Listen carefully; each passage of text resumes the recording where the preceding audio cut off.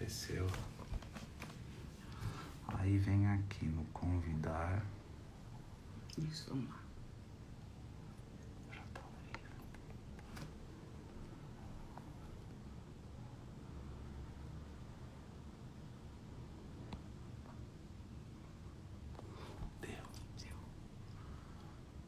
aí. Isso. Olá, pessoal. Já vi que tem gente aqui entrando na nossa live.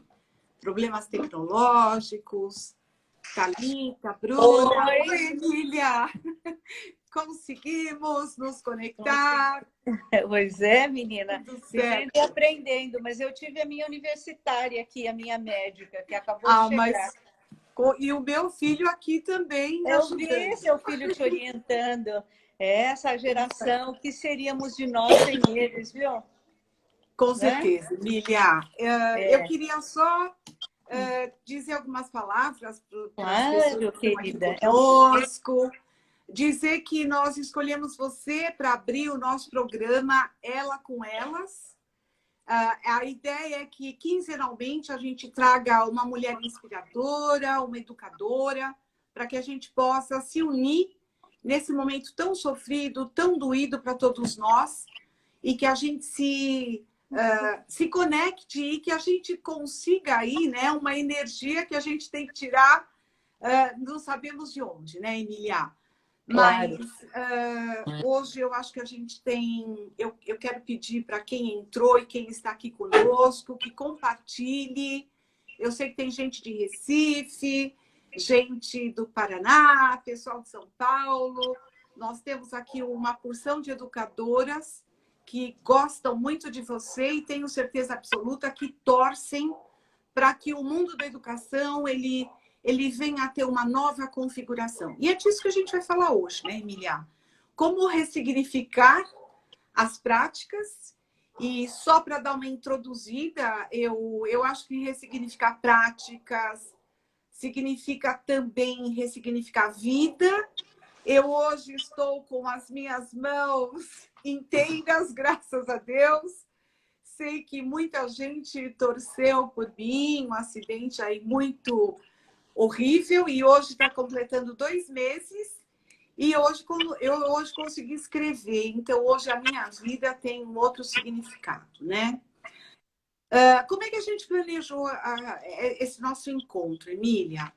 Você vai falar com a gente um determinado tempo, a gente vai ter perguntas aqui que vão vir aqui para nós, para que a gente possa fazer essas perguntas para você.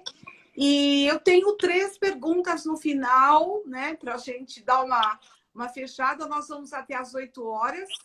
Então, eu sei que você gosta também aí de controlar seu tempo. A gente tem aqui um tempo gostoso, um tempo de acolhida, um tempo de partilhar vida, né? Eu acho que o principal objetivo desse nosso programa é a gente saber que tem outras pessoas no mundo, outras mulheres, outras educadoras e conectadas querendo a mesma coisa, que é saúde, fé, a vacina, que hoje veio uma notícia bem bacana, né, para nós, professoras. A vacina começa aí no dia 12 de abril, então tem uma perspectiva de esperança. Então, Emília, a palavra é sua, o tema ressignificar as práticas pedagógicas em tempos de pandemia. E eu queria que o espaço fosse seu e que você tivesse aí seu tempo para iniciar com a gente esse momento tão gostoso. A palavra é sua, Emília. Obrigada, querida. Primeiro, eu queria agradecer o convite, dizer que a minha relação com a Sônia é uma relação com a Sandra, e também tem mais uma participante do grupo, várias participantes, mas a nossa história, Sandra, é uma história de luta pela educação, de parcerias, de construção coletiva, e nesse momento, encontrar com os nossos pares nos fortalece profundamente. E é por isso que quando você me convidou, a gente sabe como tem sido difíceis os dias que estamos vivendo. Torci muito pela sua recuperação. Fiquei muito feliz de ver como você foi guerreira, se superou. Às vezes eu acompanhava e dizia, puxa, passar por um processo desse, com esse sorrisão nos lábios, né? É coisa de quem realmente tem um compromisso com a vida. Então, para mim é um prazer estar aqui. Eu queria saudar todas aquelas pessoas que estão nos ouvindo, dizer que, para mim, é assim, é sempre um desafio a fala. E quem não sente friozinho na barriga quando vai falar com um grupo é porque não entendeu o sentimento de responsabilidade que a gente tem ao abrir os nossos corações, abrir as nossas mentes. Eu, como educadora, com uma caminhada aí já um pouquinho longa nesse processo, tenho percebido que uma das coisas que me fortalece nesse momento são iniciativas como o Instituto Ela. Porque vai me dando a sensação daquilo que a Clarice Lispector, eu vou começar com poesia, porque eu adoro poesia. Inclusive, quero fazer um desafio a você, viu, Sandra? Quero fazer um sarau reunindo educadoras do Brasil inteira sobre um livro chamado Mulheres Correm com Lobos, que é para falar das mulheres. Então, nós vamos pensar como é que a gente se reúne para discutir a arte, a música, a expressão e o nosso papel social nesse contexto. Mas eu vou pegar minha querida Clarice, que diz: sou composta por urgências. Minhas alegrias são intensas. Minhas tristezas absolutas. Entupo-me de ausências, esvazio-me de excessos. Esvazio-me de excessos e não caibo no estreito. Eu só vivo nos extremos. Pouco não me serve. Médio não me satisfaz. Metades nunca foram meu forte. Todos os grandes e pequenos momentos, feitos com amor e com carinho, são para mim recordações eternas. Palavras até que me conquistaram temporariamente, mas atitudes que me perdem ou me ganham para sempre. Suponho que me entender não é uma questão de inteligência, é sim de sentir, de entrar em contato. Ou toca ou não toca. Clarice Lispector. Esse tema me toca. Por quê? Por que me toca? E o que nos toca? Como diz querido La Roça, a experiência, ela faz a gente ser tocada na sua essência. E a experiência que nós estamos vivendo, ela tem nos tocado profundamente. E quando eu trago a discussão, reflexão do ressignificar, e você situou muito bem, porque não é possível pensar em práticas pedagógicas sem ressignificar nossas vidas. É um tema muito maior que amplia todos os nossos horizontes. Se o ano passado, quando nós nos encontramos, nós tínhamos uma expectativa que estávamos rapidamente superando algumas coisas. E veio 2021 para dizer, olha, vocês pensam que já deram conta de tudo? Não, tem muita coisa para se desafiar aí. E aí o Sêneca, né, que é um filósofo que eu gosto muito, ele diz, não há lugar bom para quem não sabe para onde ir, mas nós sabemos para onde queremos ir. Queremos ir para uma escola humanizadora, uma escola inclusiva e uma escola emancipatória. Portanto, uma escola que respeite as diferenças humanas, a diversidade e o respeito às vidas em diferentes contextos com diferentes necessidades. E é pensando nisso que eu trago, nesse momento, a escola, que não é a escola do passado, desculpe, que não é a escola do futuro, mas que é a escola do tempo presente. Que não é possível fazer projeções futuras, até porque as mudanças estão aí para serem colocadas. Mas também nós não podemos negar que esse vírus nos trouxe uma provocação sobre a escola e algumas questões que precisariam ser repensadas por nós. É um momento de janelas e possibilidades. A crise traz isso. A história da humanidade revelou isso. Onde houve crise é que as mudanças se efetivaram. Porque as pessoas saíram da sua inércia, da sua paralisia, do seu exercício cotidiano de até zona de conforto para encarar determinadas coisas. E não é que pensar nessa escola do presente implique dizer que agora que nós estamos descobrindo tudo isso. Não, a gente já vinha pontuando essas questões, só que agora nós temos que tomar uma decisão corajosa de mudança e de transformação. E quando falamos em ressignificar, eu trago 5 S's. O primeiro é o ressignificar, que é olhar com olhos de quem quer olhar tudo com outras dimensões, ampliando, retomando, olhar para o projeto político-pedagógico, olhar para o espaço que ocupamos, olhar para o tempo que a escola trabalha, olhar para as suas rotinas, olhar para os seres humanos que estão ali, como vem se transformando, olhar para as pessoas nas relações com as pessoas. Esse ressignificar traz um segundo R, que é de reconstruir, que não é jogar tudo fora. Porque nós já fizemos, nós que estamos nessa linha, nessa área, sabemos quantas lutas, quantas conquistas, mas quantas ainda faltam. Então, é reconstruir, no sentido de valorizar as experiências vividas, inclusive nesse tempo de tantas incertezas, para trazer uma outra dimensão muito mais ampla. E aí vem o terceiro R, que para mim é o que me encanta nesse processo, que é o reencantar-se. Nós temos que se reencantar todo dia. Hoje, quando eu falava a você, você dizia assim, eu estou indo agora para tirar o gesso, não é isso? E eu fiquei pensando, né? Isso era mais de 4 horas da tarde. E você, de repente, de noite, me aparece aí cheia de energia. Isso é reencantar-se. E o que é reencantar-se com a escola? É reencantar-se com as pessoas, é reencantar-se com os processos de aprendizagem, é se reencantar com o conhecimento.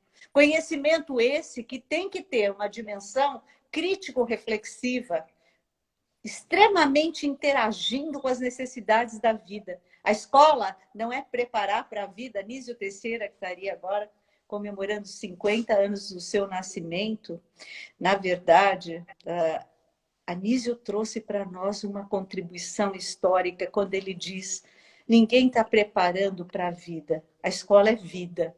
E se ela é vida, como é que eu organizo os conceitos, a elaboração desse processo, a interação entre diferentes áreas, o diálogo científico que se faz necessário, e nesse momento a discussão da ciência, ela emergiu como algo que deu respostas para o maior conflito que vivemos.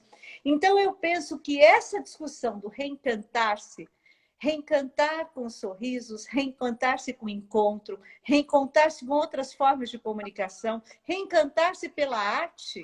Ontem à noite eu estava estudando com os meus alunos do mestrado a história da infância no Brasil. E eles trouxeram imagens das crianças brasileiras, principalmente aquelas que foi negado o tempo da infância. E nós fomos resgatando, e nós vimos que isso ainda está tão presente e que se faz necessário se reencantar por essa luta. A luta das mulheres, que é uma luta que tem que ser feita com muita inteireza, com muita profundidade, né?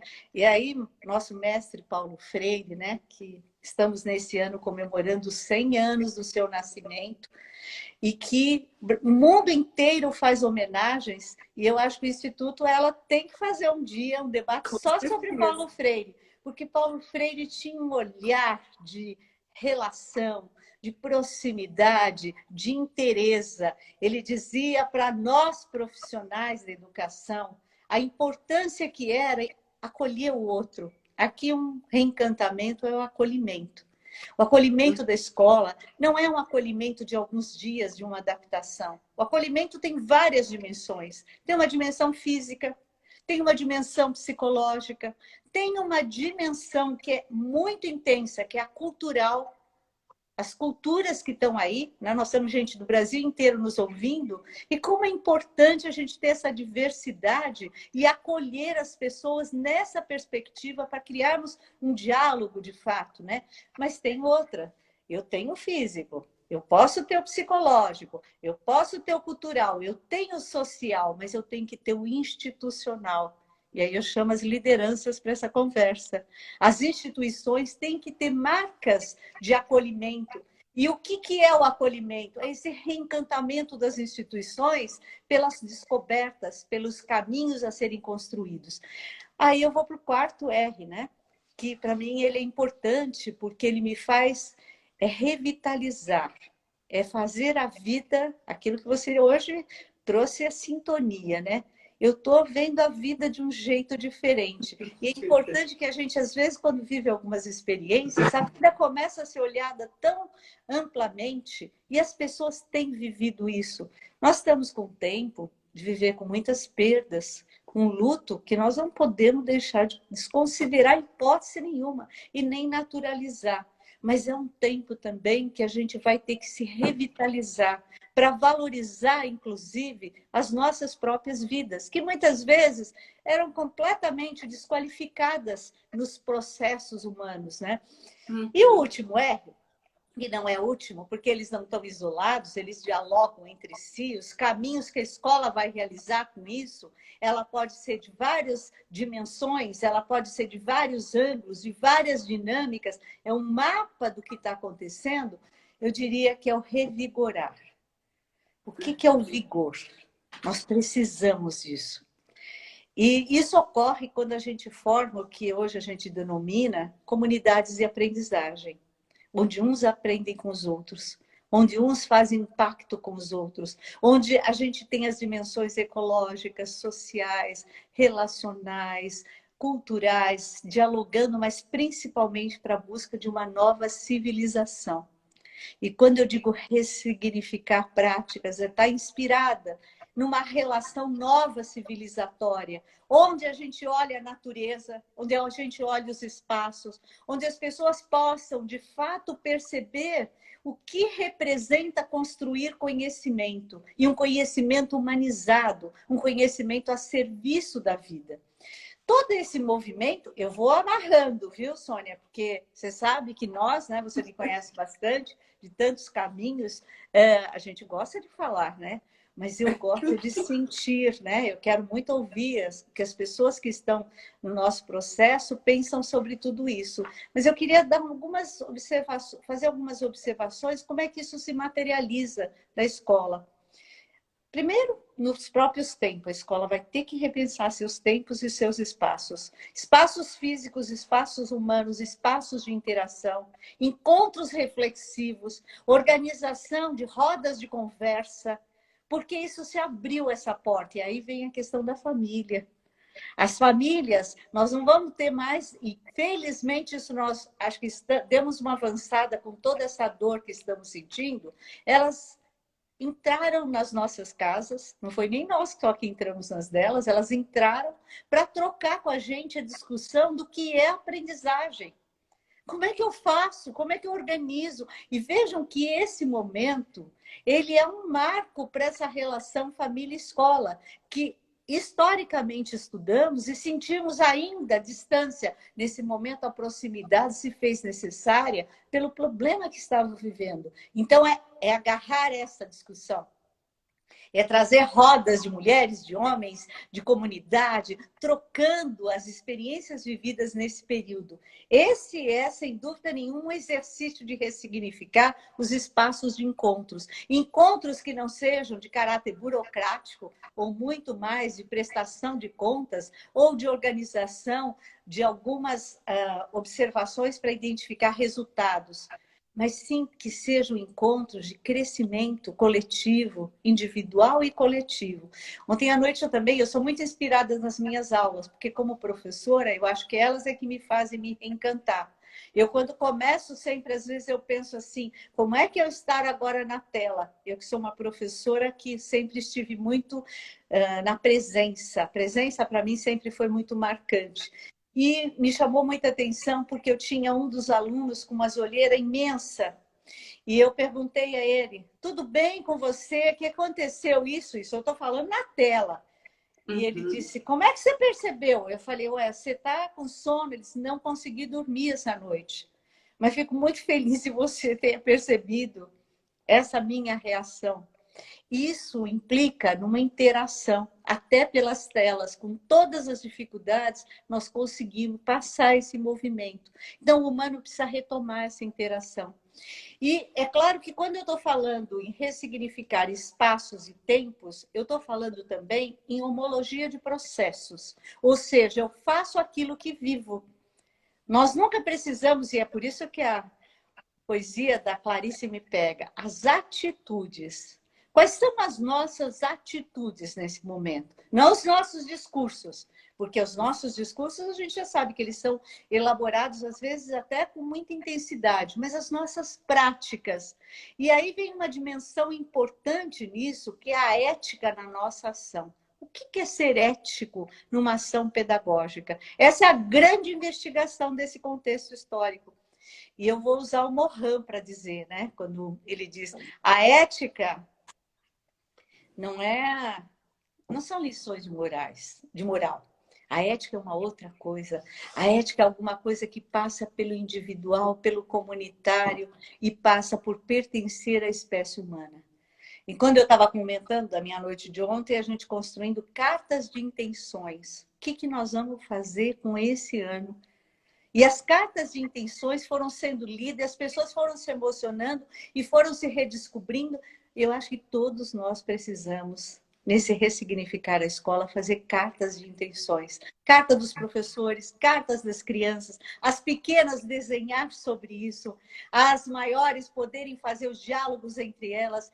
Sem dúvida nenhuma, os pais trazerem quais são as nossas intenções com as escolas e as instituições. Quais são as suas intenções? Qual é o projeto político, pedagógico, que não seja só um documento formal, mas que seja algo que esteja nesse processo como interação, como reflexão, como algo que a gente se apropria. Sabe, Sônia, eu, como educadora, eu tenho uma esperança muito grande, sei que você também. O nosso legado hoje é justamente fazer com que as pessoas se apropriem desse tempo. E ao se apropriar desse tempo, percebam que nós temos muito para deixar marcado na humanidade.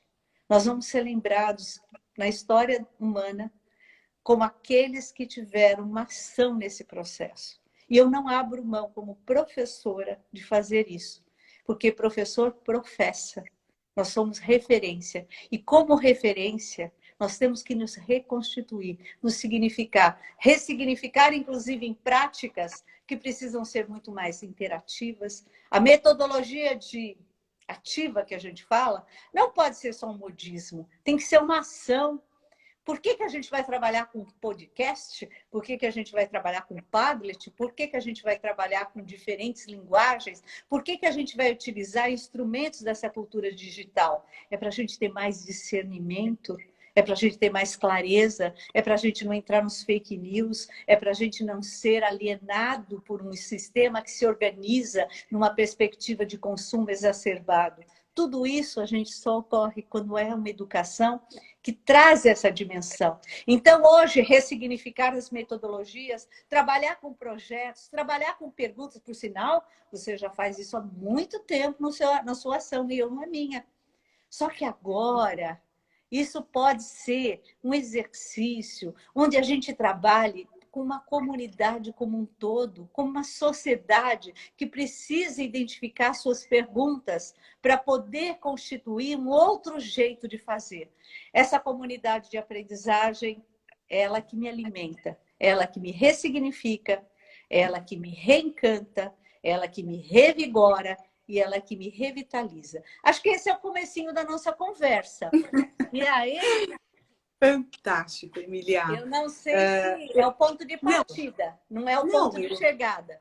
Eu tenho certeza que sim. Eu acho que o nosso objetivo hoje foi exatamente isso, né? Como a gente ouve tantas coisas, a gente vê tantas coisas, são tantas lives, são tantas informações. Como é que a gente ressignifica esses encontros? Eu acho que essa foi o nosso primeiro desafio, né? Você falou aqui 2 vezes O nome da Sônia, a Sônia Colombo, está Isso, aqui, falei super da Sandra e falei ativa. da Sônia, porque eu olhei para vocês duas e lembrei, vocês para mim têm uma identidade muito constituída, A né? gente tem uma sintonia muito grande, né? E escolhemos esse desafio juntas, porque não é fácil. E esses dias, a gente ainda conversando, nós falamos, eu acho que esse é o modelo, né? Um modelo de futuro de uma gestão compartilhada, Emília. Isso ficou muito claro para nós, que não dá mais para que a gente faça as coisas isoladas, né? Eu acho que esse é um dos primeiros pontos que você trouxe. Uma outra coisa bem bacana que a gente pensa nesses tempos pandêmicos, como que nós continuamos a ser o adulto dessas relações. Porque hoje eu vi uma coisa muito bacana de manhã, né? Nós, como adultos, a gente teve a oportunidade de viver uma história ou ler alguma história. Então, a gente vive, mas a gente teve um começo, tem um meio e a gente já teve alguns finais de histórias. As nossas crianças, elas estão no meio. Elas não conhecem finais. E isso é uma questão que tem nos preocupado muito. Como que nós, adultos, já tendo vivido uma história... É óbvio que essa pandemia é uma história que ninguém viveu. Mas a gente tem histórias do passado que podem nos ajudar nesse momento a sermos o adulto desta relação com essas crianças, com esses alunos, com esses adolescentes. Se você me permite essa questão, eu queria dizer que eu até trouxe um livro que eu acho muito interessante, de um professor colombiano. Está aqui, eu vou abrir aqui. Eu estou na minha casa. Essa é uma das vantagens, né? Então, chama-se Casa das Estrelas. Olha que lindo. É do Javier Naranjo.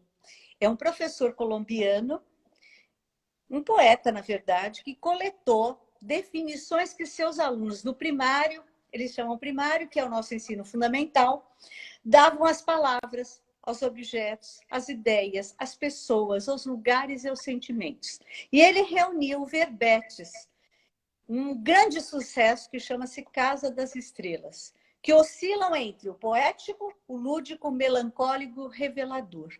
Ele foi escutar as crianças sobre suas definições. Eu acho que essa é uma forma de ressignificar esse momento. Com certeza. O que as crianças estão pensando sobre isso? Quais são as verbetes? Alguém fez assim, já fiz uma releitura desse livro com meus alunos, tem alguém escrevendo. A Thaís, que é uma professora maravilhosa. E ela sabe... Ela começa o nome dela com Deus, é uma deusa mesmo, Thaisinha, é uma fofa. Mas é bacana, né? Você trazer essa questão da releitura e trazer uma bibliografia para a gente, Emília, porque hoje eu pensei muito nisso, né? Eu tenho 2 netas e eu fico imaginando o tempo todo qual é a história que elas vão contar, né? Elas estão vivendo. E eu acho que uma forma de ressignificar as práticas pedagógicas é inserir dentro, é uma das coisas que eu quero te perguntar também, como ficam os planejamentos, né? Eles eram planejamentos, planos, para um contexto, para um momento, para um outro mundo. Eu digo que aquele mundo ele não volta mais. Como é, Emília, aproveitando essa deixa do planejamento, o que você diria, né, para os professores, que a gente já falou aqui de serem o adulto da relação, tentarmos, de uma certa forma, construir uma história com essas crianças que vai ter um fim, a gente não sabe qual, mas tem um fim, né? E como é que a gente enfrenta, quando você traz o exemplo de que a atitude, ela fala muito mais do que o seu discurso, eu não poderia agir diferente com o acidente que eu tive. Meu Deus, eu estou viva. Eu rolei 21 degraus e saí com algumas pequenas fraturas que eu arrumei. E segundo a minha terapeuta, ela disse assim, que bom, tem mais parafuso e mais plaquinha para te dar mais mobilidade, né? Porque eu acho que a vida é isso. Então, não dá para a gente ser incoerente com aquilo que a gente acredita. Não dá também, Emília, você foi perfeita quando você disse, é um momento muito sofrido. A gente tem perdido muitas pessoas. E pelo que eu vi, e pelas perspectivas, muitas outras ainda, com certeza, a gente vai perder. Agora, tem alguma coisa que dá para a gente fazer e que isso muda a história? Que é a proteção, que é o álcool gel, que é o uso da máscara, que é manter o distanciamento social. E muitas vezes a gente percebe que nem isso os adultos são capazes de exemplificar para as crianças. Com certeza. Então, é uma incoerência entre o discurso e a prática. Então, acho que essa é uma questão. Mas deixa eu te perguntar essa questão do planejamento. Como é que você vê isso, Emília, nessa ressignificação? Primeiro, eu penso que nós temos que ter, nesse momento, uma clareza de escuta sensível das crianças. O que é essa escuta sensível? É partir da palavra delas, para que a gente possa entender no nosso planejar a sintonia, a sinergia que tem que ter aquilo que estamos realizando. E aí vem uma questão séria. Nós temos, por exemplo, uma base nacional comum curricular que está aí colocada e que, sem dúvida nenhuma, ela é uma referência. Mas nesse contexto, a gente tem que fazer uma releitura de o que está, quais são as ações que a gente tinha se programado. Eu até acho que a releitura do projeto político-pedagógico, a nossa equipe, de pensar o seguinte, o que mudou disso que a gente tinha escrito? O que alterou? O que isso... E não pode ser uma coisa isolada por área de conhecimento ou isolada por professores de segmentos diferentes. Isso tem que ser uma coisa coletiva. O coletivo tem que dar sua marca nessa questão. Agora, esse planejamento, ele tem que ter um exercício de humildade intelectual. E por que eu estou falando isso? Porque vão aparecer temas, vão emergir temáticas que nós nunca estudamos. Isso. Inclusive por questionamentos do próprio contexto. Eu, por exemplo, não tinha uma formação em epidemiologia, quem de nós tinha? E aí a gente teve que entrar nesse universo. Essa cultura digital, nós não tínhamos isso. Né? Hoje, quando eu vi seu filho dando os comandos, eu fiquei pensando, falei, ai, que coisa boa, não sou, é só eu que chamo o filho para dar os comandos. Porque eu faço isso. É essa aprendizagem que a gente tem que ter com essa geração. E eu tenho dito que os maiores parceiros no planejamento dos meus cursos hoje são os meus alunos. Porque eles me trazem questões que me fazem emergir com eles temáticas que vão ter sentido. E é claro que a construção de conhecimento que nós estamos falando, ela não pode ser engessada, ela não pode ser bolha, ela não pode ser com o objetivo simplesmente de ser referência para um futuro que a gente não sabe qual será. É sim para que o ser humano cumpra o seu papel, seja feliz, se constitua com uma dignidade, tenha princípios éticos na sua história, se humanize nas suas relações. Agora, o que é necessário? Quando eu vou para a geografia, para a história, para a ciência, eu vou para a minha área, que é a educação infantil. Eu diria que as crianças da infância têm uma coisa que é mágica, que é a curiosidade. Então, o que essas crianças estão curiosas nesse tempo todo que estão vivendo? Quais são as perguntas que elas fazem? Quais são as provocações? Por isso que quando eu trouxe esse livro, ele tem uma definição aqui que nos leva o autor. Fala o nome do autor. Javier Naranjo. Sônia Colombo, escreve aí pra gente no comentário. Javier Naranjo. Ele é um colombiano. Mas ele tem uma hora que eu adoro, que ele diz assim... Olha só, ele traz o Ítalo Calvino, que é outro autor que eu gosto muito, que diz: a palavra une a impressão visível com a coisa invisível. Como é que o nosso planejamento vai trabalhar a palavra viva? Com a coisa ausente, com a coisa desejada ou temida. Nós vamos ter que pesquisar medos agora, porque isso tem que fazer parte do nosso planejamento. Os medos que estão aí presentes, ao mesmo tempo, como um frágil pote improvisado estendida sobre o vazio. Porque tem alguns momentos que a gente sente esse vazio. Como é que a gente preenche isso? Ao mesmo tempo, por isso, para mim, o uso justo da linguagem. Nós temos que trabalhar as múltiplas linguagens. Quando Loris Malaguzzi diz, as crianças têm 100 linguagens, mas lhe roubaram-lhe 99. Isso é uma metáfora, mas no final ele diz, mas apesar de nós, as crianças conseguem ser crianças. Então, eu acho que esse planejamento, a partir do olhar que as crianças têm, dos que os jovens têm, das formas como eles estão interagindo, é o nosso ponto de partida para pensar nisso que é aproximar-se das coisas, presentes ou ausentes. Nós vamos lidar muito com essa coisa da ausência e da presença. Perfeito, perfeito. Eu não tenho dúvida, coisas vão nos faltar, mas outras coisas nós teremos. E como a gente planeja para lidar com isso? Vou pegar um exemplo claro. Quem quiser assistir, não deixe de assistir. Eu gosto muito de literárias e de filmes. Que o professor tem que ampliar seu repertório. O Começo da Vida 2, lá fora, do Instituto Alana, traz uma experiência das mais significativas, porque ele apresenta a perspectiva das crianças em diferentes países nesse tempo de pandemia. Como é que elas estão reagindo? E, inclusive, em espaços mais vulneráveis até que a nossa cultura. Isso, por incrível que pareça, existe. E é importante ver como as pessoas vão para a superação. Então, o planejamento, ele tem que ter essa dimensão de estar o tempo todo olhando o que é, na verdade, a cultura, o patrimônio histórico, a arte, a beleza, o conhecimento sistematizado, mas ele tem que partir dessas necessidades de um tempo histórico, onde essas crianças vão trazer algumas observações que nenhum de nós sabe responder, mas que juntos nós vamos buscar respostas.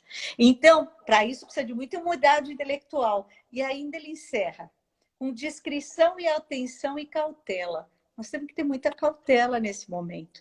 Aquela nossa rigidez semestral, bimestral, anual, vai ter que ser revista. Porque nós vamos ter que organizar isso com rotinas que tenham maior flexibilidade. Ao mesmo tempo, com respeito àquilo que as coisas presentes ou ausentes comunicam.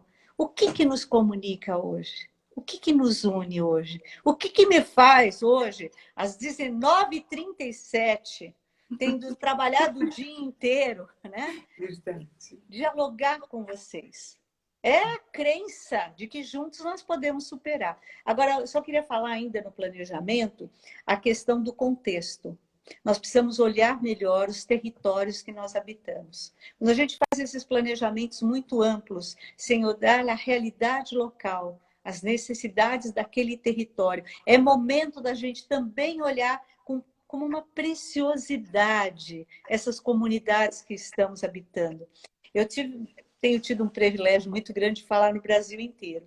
E às vezes eu falo em algumas comunidades que aparentemente poderiam ser consideradas como espaços onde falta tudo, mas tem tanta criação, tem tanta descoberta, tem tanta coisa que essas pessoas estão fazendo. É um exercício de resistência, de autonomia, de autoria. E eu acho que esse é um exercício. O planejamento tem que ter autoria do grupo que está se constituindo.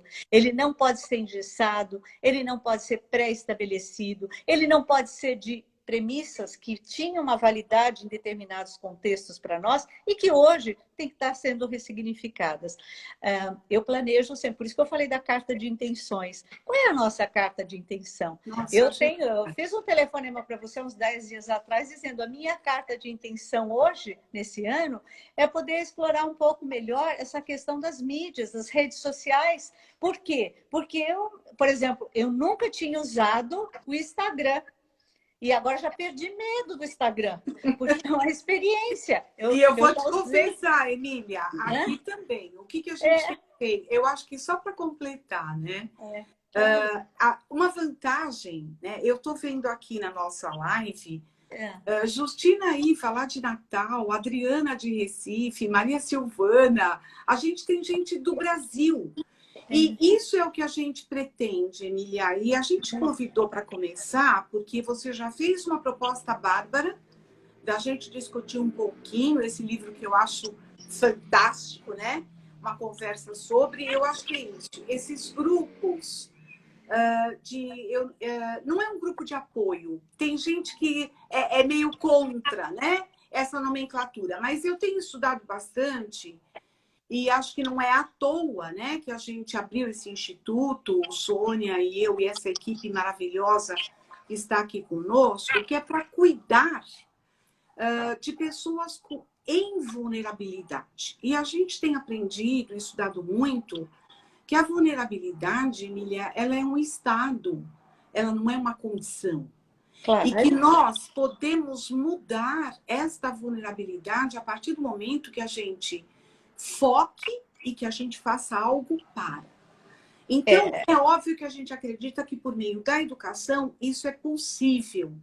E tem 3 coisas que eu aprendi muito com essa minha vulnerabilidade, que foi temporária, mas ela foi assim, foi algo incrível, porque ninguém acredita como aconteceu, porque eu fraturei o braço direito e o pé esquerdo. Então, foi uma fratura cruzada. Eu não podia usar uma bengala para me apoiar e eu fiquei completamente vulnerável. E eu aprendi algumas coisas, muitas que eu quero passar ao longo da minha vida, né?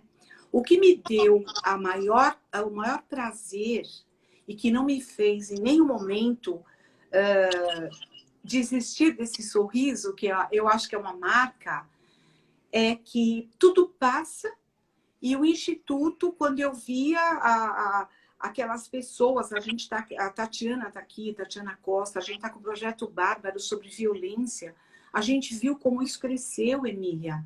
A gente viu como isso está presente na casa das nossas crianças. Então, é um ressignificado de planejamento e de conceitos que antes a gente... Eu achei bárbaro quando você trouxe o que é ausente e o que é presente. Hoje, muitas das nossas crianças têm presente a violência dentro das casas deles. Tem a questão do respeito, a questão da dificuldade dos relacionamentos. Então, é uma reescrita. Eu amei os seus R's.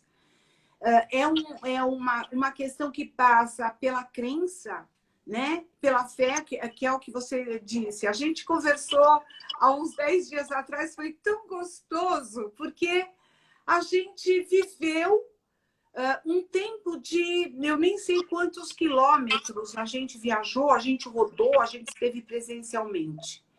E hoje a gente tem oportunidade de ver e de sentir e de passar também. Não é a mesma coisa, mas é muito próximo daquilo que a gente viveu. E a gente precisa redescobrir, ressignificar e redesenhar os caminhos, né, que a gente quer para as nossas vidas, como educadoras, como instituição, nós como instituto, e a gente está pensando muito numa questão aí, o Instituto Aprender com o Instituto Ela, a gente está namorando aí algumas coisas, né, Emília? Estamos na paquera.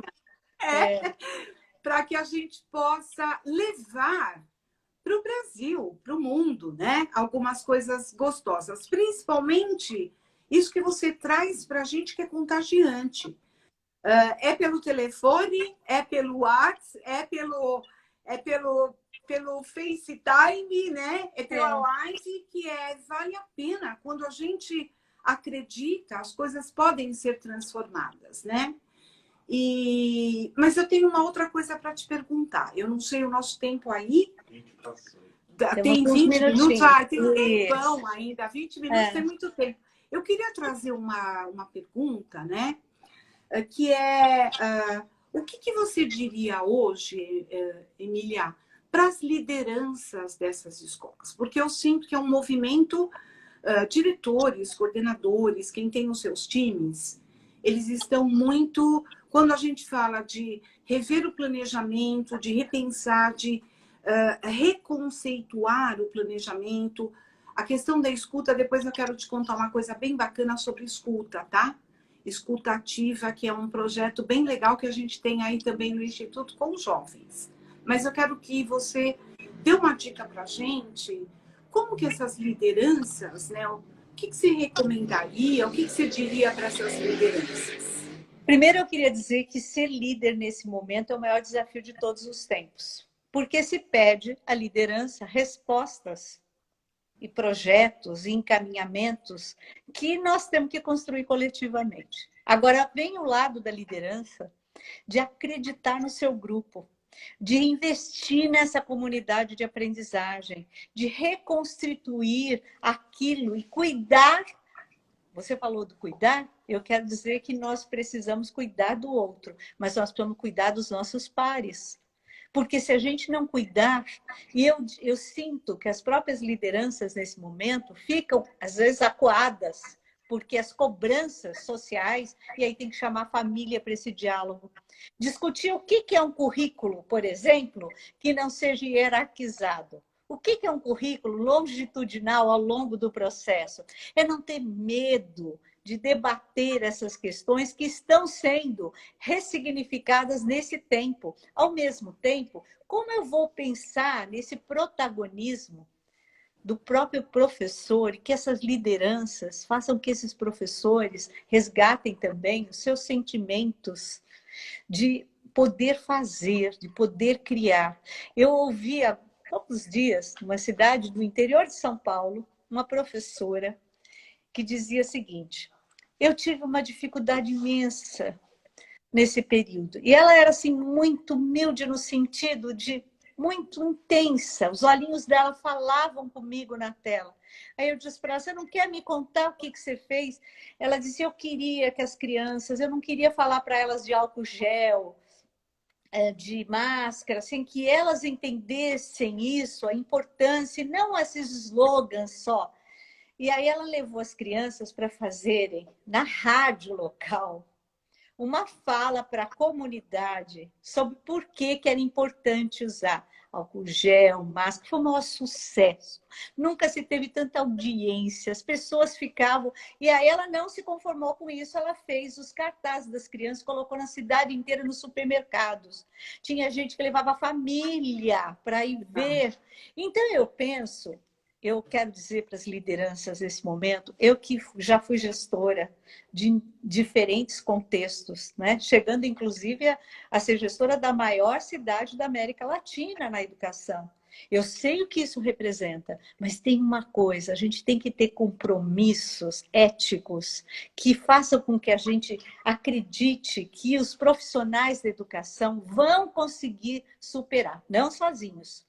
Mas nós precisamos cuidar muito dos professores. Aqui eu quero dizer que hoje eu estou muito emocionada, mas muito emocionada com a questão da vacina, embora ela ainda venha escalonada, mas eu acho que havia um paradoxo profundo entre essa questão no Brasil. Nós falávamos o tempo todo de que o professor era a linha de frente, que o professor era importante, e ele não foi para o grupo das prioridades. Isso me angustiava. Então, hoje, quando eu vi a notícia, eu digo, claro, ainda não é tudo que a gente queria, mas é que as lideranças percebam, nesse momento, que elas não estão solitárias, que elas não estão... Nós estamos saindo de um espaço, Sônia, solitário para um espaço solidário. Ou nós trabalhamos de forma solidária, ou nós não sobreviveremos. Nenhum de nós. Quer seja a rede pública, quer seja a rede privada, quer seja a rede confessional.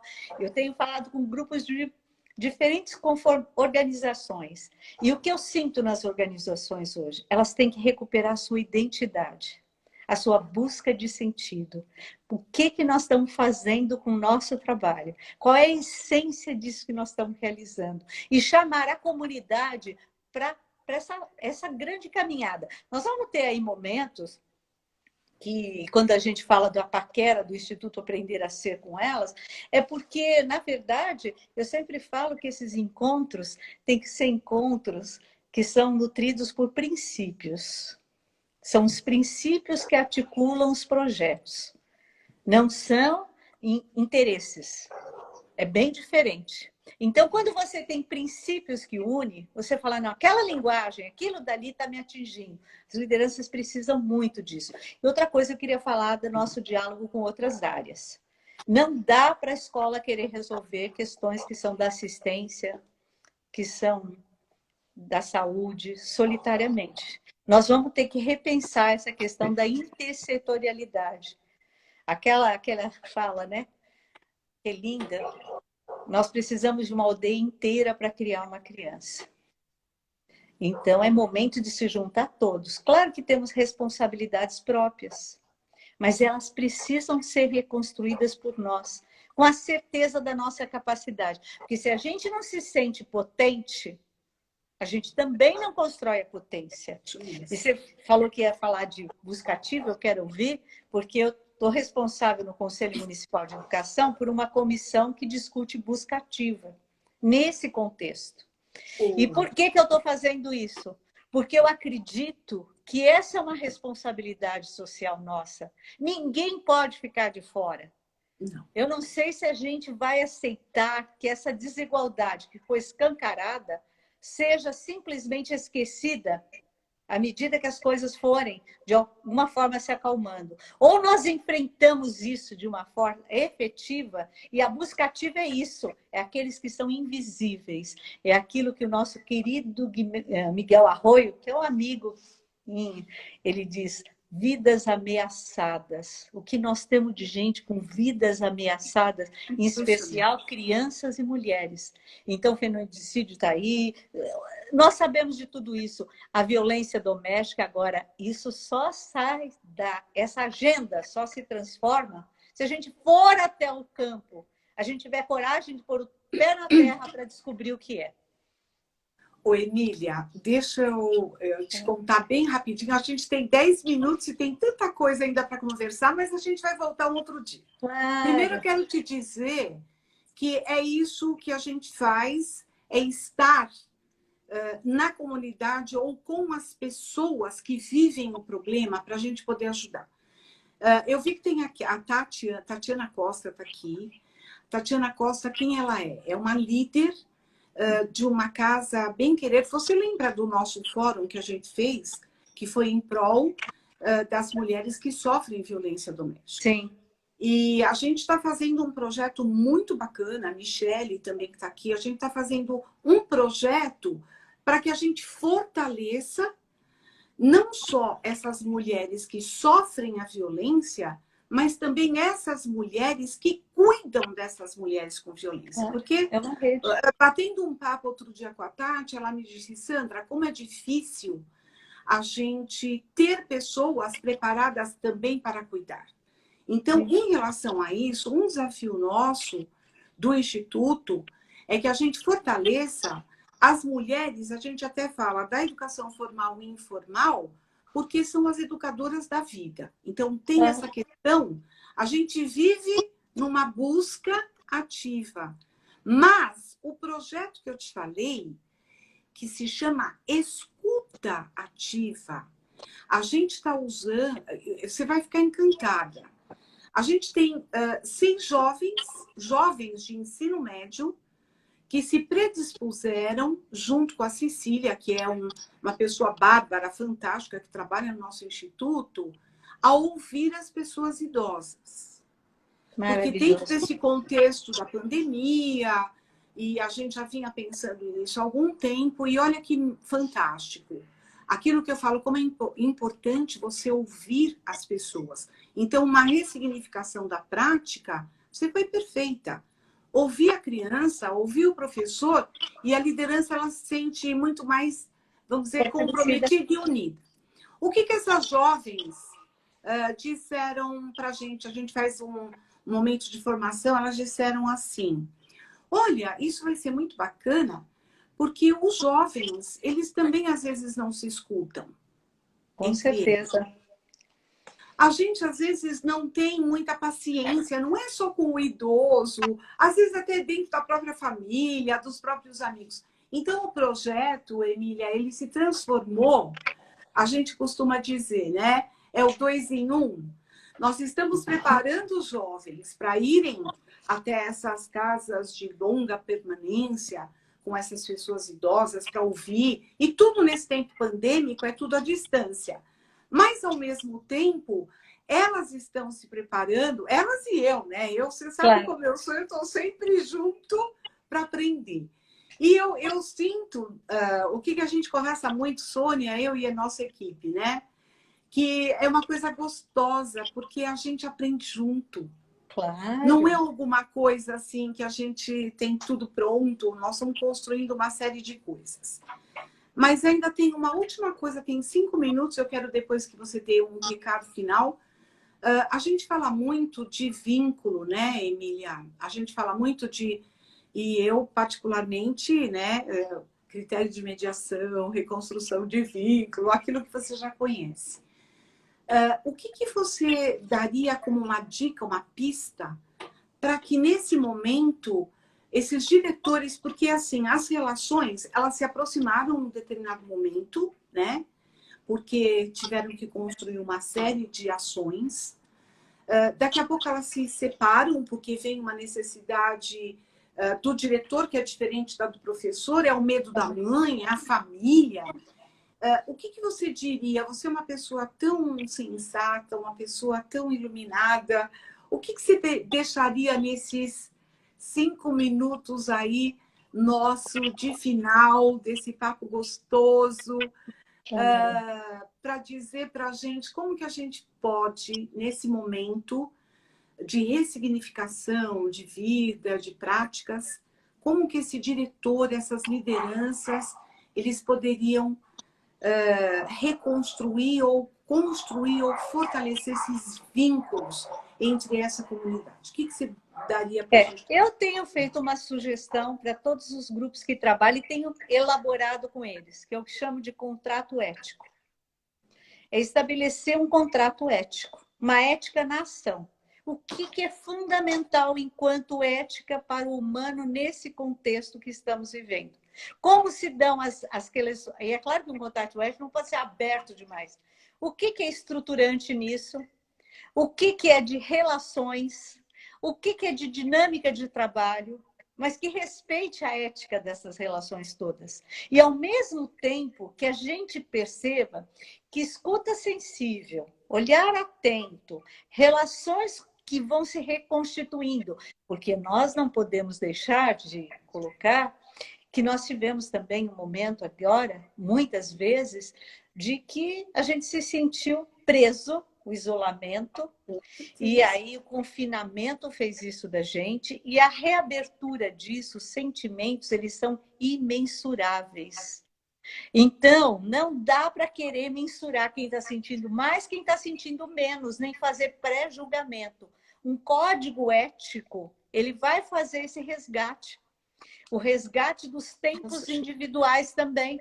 Porque pode ser que para você a adaptação de tudo isso, o acolhimento, a saída das situações de superação foram mais rápidas, por vários fatores que interferiram nesse processo. E que não são só questões individuais, tem a ver com contexto, com realidade local, com observações. Agora, existe aquela pessoa que ela está sofrendo internamente e que aquilo não é revelado porque ela não tem coragem de dizer que ela está mais fragilizada do que aqueles que estão dizendo que as coisas estão maravilhosas, que já se superou. Não é bem assim. Então, nós temos que estar lidando com esse contrato, e esse contrato tem que ser constituído de um jeito onde a gente faça a reconstrução permanente dele, porque tem coisa que a gente vai colocar, que vai combinar, é os combinados da educação infantil. Sim, e que a gente tem que ir retomando, porque às vezes eles já não fazem mais sentido. Eu tenho feito isso com os jovens, eu tenho feito o tempo todo, eu digo para eles, eu não vou falar para vocês, tem que abrir a câmara. A câmara é uma decisão de vocês, por uma questão ética minha. No entanto, eu sinto falta de vocês, não olhar para vocês. E eles vão abrindo. O compromisso ético, ele não é alguma coisa que se faz externamente, ele se internaliza.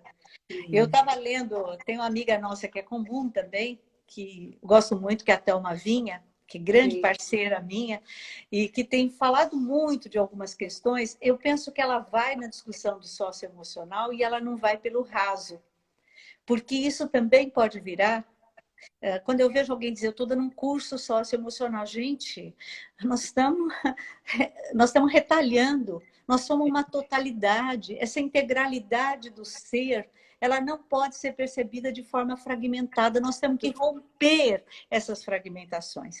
Sônia, eu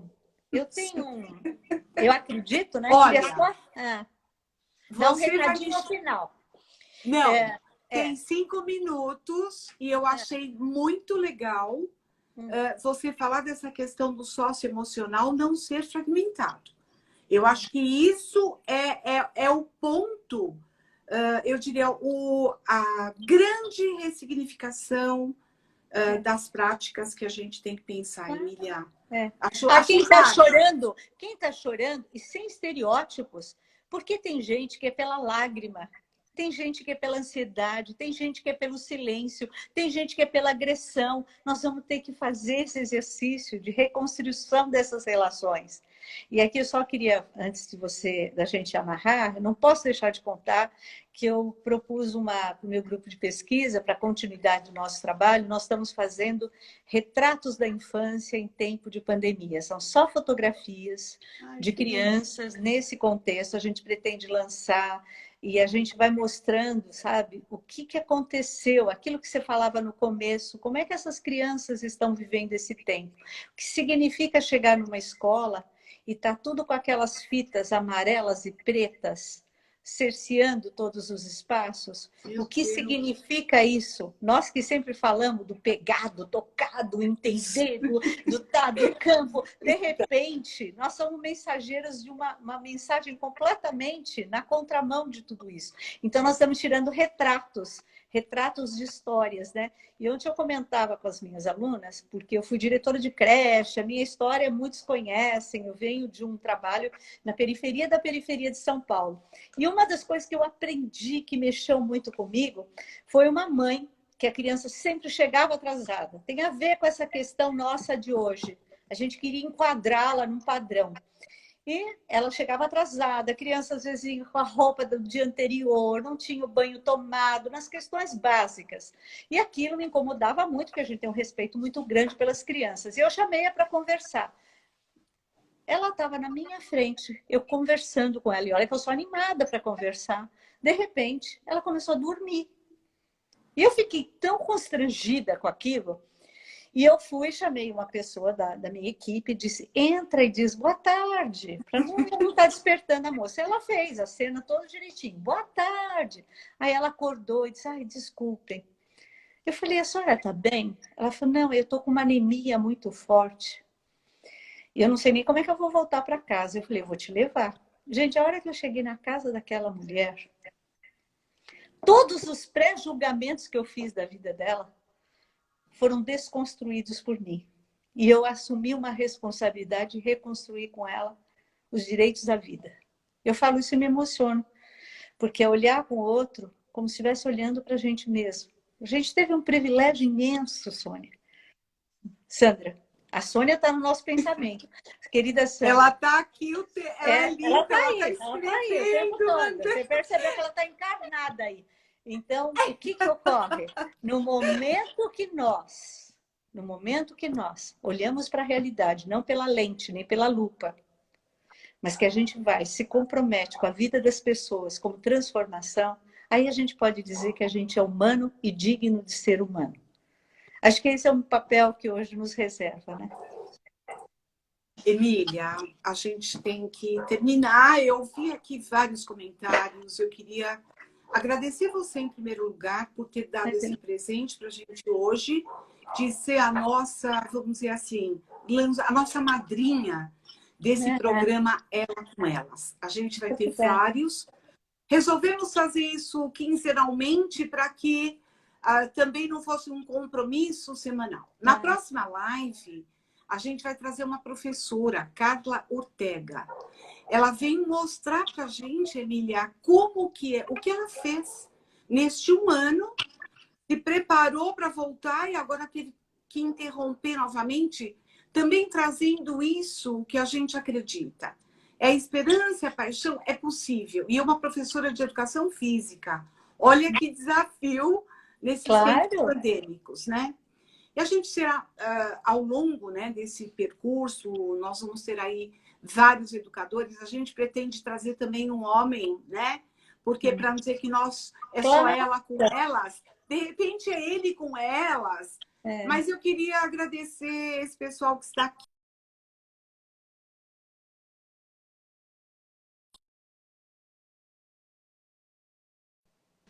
Acho que deu uma pausada aqui porque alguém ligou, né?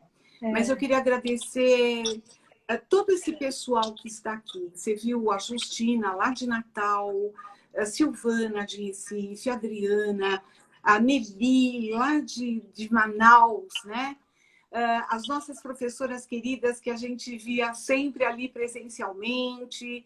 Todo mundo, Emília, elogiando muito, agradecendo o teu jeito de ser, a sua sensibilidade, e que a gente possa continuar unidas por esse amor, por essa paixão, por essa crença, por essa fidelidade. Eu te agradeço muito esse convite, que a gente possa continuar nos encontrando e aprendendo. Hoje, a sua filha ensinou aí como a gente faz coisas no Instagram, meu filho aqui dando maior suporte, porque chamava, não vinha, e que a gente esteja nos nossos lares, todos que estão aqui, Silvana, lá de Recife, Adriana, Sônia, minha amiga, parceirona, todos que estão aqui, que a gente tenha uma noite maravilhosa, que a gente carregue conosco essa esperança que você trouxe, Emília, essa energia.